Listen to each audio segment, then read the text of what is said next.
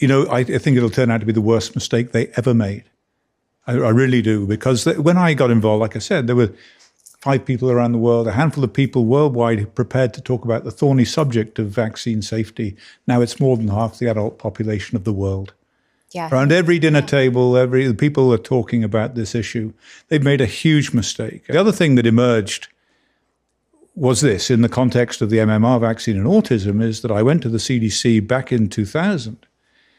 And they said, look, Dr. Wakefield, everybody gets the MMR, only a few children have autism. So how do you equate that? Well, that's how medicine works.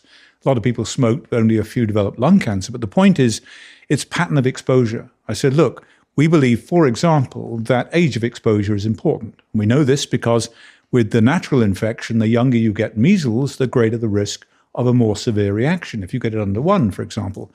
Does the same pertain to the vaccine? If you get the vaccine younger, are you at greater risk? And they went away, to their credit, and they tested that hypothesis. And they found that it was exactly true. And they spent the next 14 years destroying the documents, putting them in a dumpster, and covering up and publishing a paper that exonerated the vaccine until one of the whistleblowers, William Thompson, head scientist in that study, came forward and said, I can't live with this any longer. I kept the documents. Here they are. It showed fraud, most appalling violation of medical and scientific ethics on behalf of the CDC. So people say now, oh, there's no evidence vaccines cause autism. Absolutely there is. And when you have to commit to that level of fraud, any level of fraud, but that level of fraud, not only in the context of this vaccine, but Pfizer in the context of the COVID vaccine, everybody else, you're on a losing run right from the start. You are going to lose because you can only sustain that lie for so long. And then someone somewhere is going to come forward, some brave person, and say, actually, no, it was completely the opposite. And public confidence is shattered. It will never be regained.